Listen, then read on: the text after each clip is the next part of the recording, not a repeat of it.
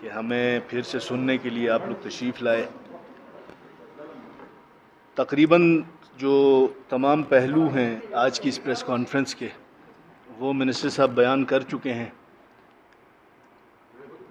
इस जो हंगामी प्रेस कॉन्फ्रेंस है, इसका बुनियादी मकसद जो गिलगित बल्तिस्तान का माशी इस्तेहसाल हुआ है, जिस अंदाज़ में गिलगित बल्तिस्तान का मुआशी कत्ल किया गया है, इसके ऊपर एक तो अवाम के सामने और आज के जाबिरों के सामने सदा इस्तिगासा बुलंद करना है, और दूसरा ये जो सितम ज़रीफ़ी हुई है वफाक की हुकूमत की तरफ से, जो अनप्रेसिडेंटेड है। मिनिस्टर साहब ने अपनी गुफ्तगू में तकरीबन चीज़ों का इहाता तो कर लिया है। मैं सिर्फ़ इतनी गुजारिश करूँगा कि गिलगित बल्तिस्तान में मुतवातिर अपनी प्रेस कॉन्फ्रेंसेस में आपसे गुजारिश कर चुका हूँ कि गिलगित बल्तिस्तान जो है वो बाकी सूबों से मुनफरिद सूबा है। ना हम NFC में शामिल हैं, ना हमारा कोई फ़िस्कल एग्रीमेंट है वफाक के साथ। उस बुनियाद पे वफाक की जो ग्रांट है, चाहे वो रिकरिंग साइट के ऊपर हो या डेवलपमेंट साइट के ऊपर है, उसकी मेहरबानी से गिलगित बल्तिस्तान की 20 लाख अवाम ने गंदम भी खानी होती है, और उसी मेहरबानी से गिलगित बल्तिस्तान की अवाम ने यहाँ पे तरक्याती अमल भी देखना होता है। और जितने हमारे डिज़ास्टर्स हैं, जो हमारा रिकरिंग साइट का एक्सपेंडिचर है, हमारे मुलाजमीन की तनख्वाहें हैं, ये सारी उसी एम्बिट के अंदर फॉल करती हैं। तो लुब्बे लुबाब ये है कि 50% का डेवलपमेंट के ऊपर जो कट लगा है, इस कट को गिलगित बल्तिस्तान की हुकूमत के, गिलगित बल्तिस्तान के इलाके के ये नातवा कंधे जो है, ये शॉक्स जो है ये अब्जॉर्व नहीं कर सकते हैं। तो हुकूमती मुशावरत के बाद गिलगित बल्तिस्तान की हुकूमत इस जबर के ख़िलाफ़, इस माशी इस्तेहसाल के ख़िलाफ़ सदाए हक़ बुलंद करने के लिए एक पेज पे खड़ी है। गिलगित बल्तिस्तान है तो हम हैं, गिलगित बल्तिस्तान है तो हमारी सियासत है। और अगर गिलगित बल्तिस्तान का माशी इस्तेहसाल होता रहेगा, गिलगित बल्तिस्तान के गरीब आवाम के मुंह से नवाला अगर छिनता रहेगा, और गैर रिवायती तौर पे माजी में भी हमने वफाक में हुकूमत की तब्दीली देखी है। अभी मिनिस्टर साहब ने गुजारिश की कि वफाक के अंदर जब PTI की हुकूमत आई तो हमारे सूबे में नून लीग की हुकूमत थी, ना PSDP के ऊपर कोई कट लगा, ना रेगुलर जो हमारी ADP थी उसके ऊपर, ब्लॉक के ऊपर कोई कट लगा, और ना ही रनिंग स्कीम्स के ऊपर कोई कट लगा। उसके बाद जब यहाँ हमारी हुकूमत आई तो रिकरिंग साइड पे तकरीबन 47% और डेवलपमेंट और PSDP जो हमारा रेगुलर ब्लॉक है ADP का, उसके ऊपर और PSDP, ये PSDP के ऊपर 100% का इजाफा हुआ था। अब उस 100% के इजाफे को यकीनन गिलगित बल्तिस्तान के साइकिल में एक साल के अंदर चलाना था। तो पिछली ADP पे भी कट लगा, और ये जो नई ADP है जिसका हुजम फॉरेन कंपोनेंट मिला के अभी तक कागज़ के अंदर जो दिखाया जा रहा है वो 10-12 अरब रुपए का दिखाया जा रहा है। पिछली दफ़ा फॉरेन कंपोनेंट में 2 अरब रुपए थे, इस दफ़ा सुनने में आ रहा है कि सिर्फ 30 करोड़ रुपए हैं। 30 करोड़ रुपए फॉरेन कंपोनेंट में हैं, और बाकी 12 अरब रुपए जो है वो रेगुलर अपना ADP की ब्लॉक एलोकेशन के अंदर है। इसी तरह रिकरिंग साइड के ऊपर 30 अप्रैल को तमाम कागजी कार्रवाई पूरी करते हुए हमने अपना रिवाइज बजट एस्टिमेट जो है वो 30 अप्रैल से पहले वफाक को अरसाल किया। हमने 67-68 अरब रुपए जो कि हमारी ज़रूरियात थी वो मांगे थे, उन्होंने 45 अरब का IBC दिया। गंदम की सब्सिडी के ऊपर भी उन्होंने 50% का काट लगाया। गंदम की सब्सिडी काटने का बुनियादी मतलब ये है कि आप गरीब आवाम के मुंह से जो रोटी है उसका निवाला छीन रहे हैं। गंदम की सब्सिडी किसी का एहसान नहीं है। गंदम की सब्सिडी गिलगित बल्तिस्तान की मखसूस हैसियत और गिलगित बल्तिस्तान के लोगों का हक़ है, और इस हक़ के हुसूल के लिए हमने जब ये IBC मौसूल हुई तो हमने इस्लामाबाद के अंदर भी इसके ऊपर प्रेस कॉन्फ्रेंस की, थोड़े से होश के नाखून लिए। रिकरिंग बजट 45 जो आईबीसी हमें मौसूल हुई थी 7 जून को उसको रिवर्स किया गया। 47 अरब का रिकरिंग एक्सपेंडिचर का जो आईबीसी हमें दोबारा मौसूल हुई जो कि पिछले साल के बराबर है। और गंदम की सब्सिडी 4 अरब से बढ़ा के दोबारा 8 अरब कर दी। लेकिन यहाँ देखना यह है कि हमारी ज़रूरियात 1 साल के बाद क्या हैं। हम कम व बेश अपनी किटी को बहुत मोहतात अंदाज में चलाते हुए 68-70 अरब रुपए का हमें रिकरिंग साइड पे हमारा एक्सपेंडिचर जो है वो बनता है। उसके अगेंस्ट वफाक ने माशी कत्ल किया, हमें 47 अरब रुपए दिए। डेवलपमेंट साइड के ऊपर जहां हमारे प्रोजेक्ट्स, जहां हमारी एडीपी की स्कीमें अभी ज़मीन पे उतरनी थी, नई यकीनन पोर्टफोलियो एडीपी का हमने देना था, उसके ऊपर भी कट लगाया।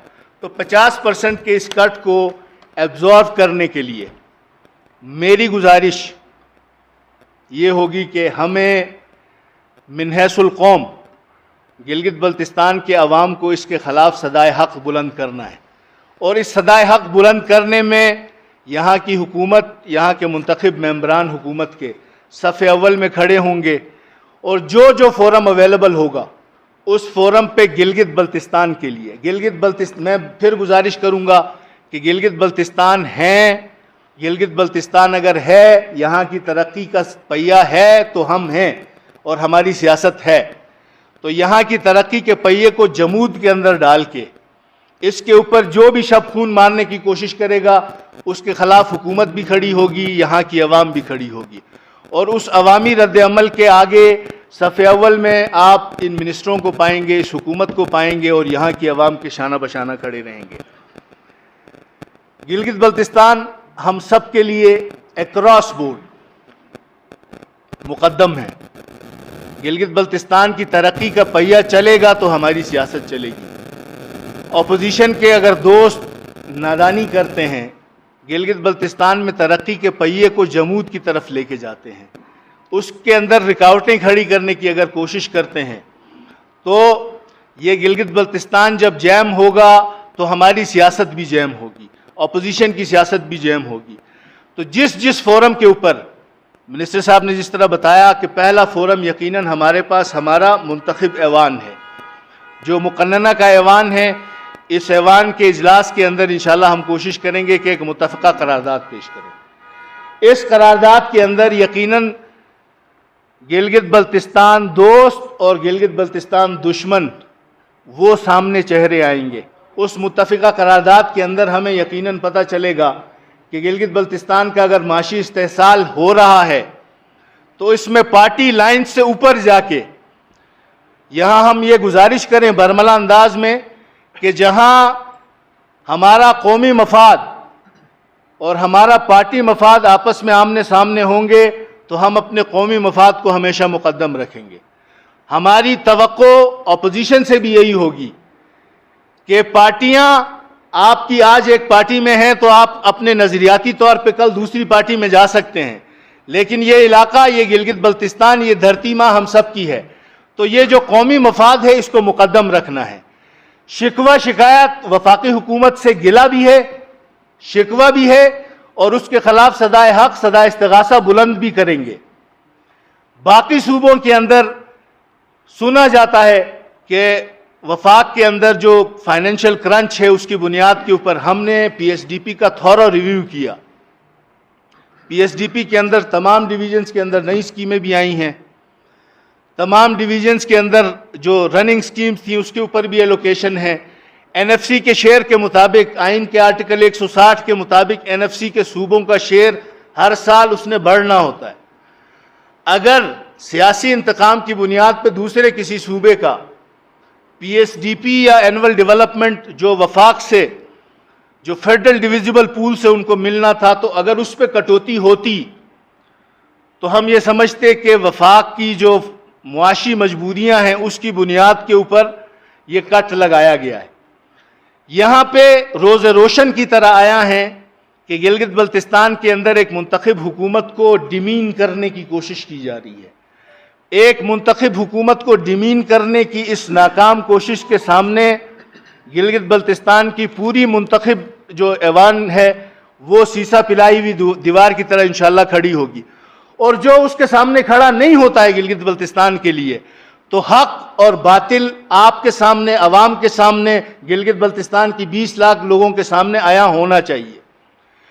बाकी सूबों के अंदर पीएसडीपी के जो उनका शेयर था उसकी एलोकेशंस की गई, तमाम डिवीजन्स, तमाम मिनिस्ट्रीज के अंदर नई स्कीमें रखी गई, बढ़ाई गई, 20-20, 25-25% तक इजाफा हुआ।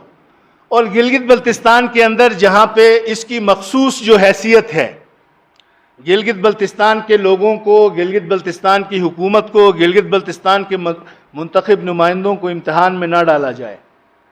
अगर गिलगित बल्तिस्तान के मुंतखब ऐवान को इम्तहान में डाले जाने की कोशिश की जाएगी तो वफाकी हुकूमत को इम्तहान में डालने के रास्ते मौजूद हैं, उसके ऊपर भी गौर किया जाएगा। लेकिन उससे पहले इस बहस को, ये जो माशी इस्तेहसाल होने जा रहा है, जो गिलगित बल्तिस्तान की मुंतखब हुकूमत को डिमीन करने की कोशिश की जा रही है, इसके ऊपर ऐवान का इजलास बुलाया जाएगा। उस ऐवान के इजलास में इंशाअल्लाह तमाम चीज़ें फैक्ट्स एंड फिगर्स के साथ सामने रखी जाएंगी। गिलगित बल्तिस्तान की मखसूस सियासी हैसियत, गिलगित बल्तिस्तान की मखसूस आइनी हैसियत और गिलगित बल्तिस्तान की बिलखुसूस मखसूस मुआशी हैसियत, इस माशी हैसियत और ये जो जोग्राफियाई हालत है गिलगित बल्तिस्तान की, जो जोग्राफियाई हैयत है जिसके अंदर इन्वायरमेंटल एरोजन, जिसकी वजह से कैटास्ट्रॉफीज और डिजास्टर प्रोन जिस तरह का गिलगित बल्तिस्तान का टेरेन है, गिलगित बल्तिस्तान का जोग्राफिया है, इसके ऊपर इन तमाम चीज़ों को कंसिडरेशन में रखते हुए, सिर्फ एक चीज़ को सामने रखते हुए सियासी इंतकाम का अगर निशाना बनाने की कोशिश की गई तो वफाकी हुकूमत की ईंट से ईंट बजाई जाएगी। हमारी गुजारिश होगी, हमारी तवक्को भी है कि गिलगित बल्तिस्तान को मुकद्दम रखने में, इसकी तकरीम तौकीर को बेहतर अंदाज में बाकी जो अक़वाम हैं, बाकी सूबों के सामने और फेडरेशन के लेवल के ऊपर उजागर करने और सामने लेके आने के लिए, मुआशी तौर पे इसको मुस्तहकम बनाने के लिए, आज से पहले भी होता रहा है कि वफाक के अंदर एक दूसरी हुकूमत आई है, सूबे के अंदर दूसरी हुकूमत रही है। इन कंसिडरेशंस को बालाए ताक रखते हुए गिलगित बल्तिस्तान में मईशियत का पहिया अगर बेहतर अंदाज में चलाने के लिए हम कम अज़ कम ये तवक्को रखते हैं कि इस आवाज़ के अंदर गिलगित बल्तिस्तान के लोगों की आवाज़ भी शामिल होगी और गिलगित बल्तिस्तान के अपोजिशन के मेंबरान की आवाज़ भी शामिल होगी। अगर ये शामिल नहीं होती है तो फिर ये जांचा जाएगा कि हक़ कौन है और बातिल कौन है। दोबारा गुजारिश ये करेंगे कि इस माशी इस्तेहसाल के ख़िलाफ़ और इस मईशियत के पहिए को रोकने के ख़िलाफ़ जो भी इसके सामने आएगा, इसके सामने हम सीसा पिलाई हुई दीवार की तरह खड़े रहेंगे। बाहिमी नाहमवारियाँ यकीनन हो सकती हैं, इख्तलाफ राय यकीनन जमहूरियत का हुस्न है, इख्तलाफ राय बेहतर और तवाना मुआशरे की अक्कासी करता है और इस अक्कासी को बेहतर अंदाज में हमने आगे लेके चलना है। हमने हकदार को हक देने की कोशिश करना है, हमने बेज़बान को ज़बान देने की कोशिश की है और ये इंशाअल्लाह जारी रहेगी। जहाँ पार्टीज़ का मफाद कौमी मफाद पे, गिलगित बल्तिस्तान के कौमी मफाद से टकराएगा तो मुकद्दम हमेशा कौमी मफाद रहेगा। आप दोस्तों का बहुत शुक्रिया।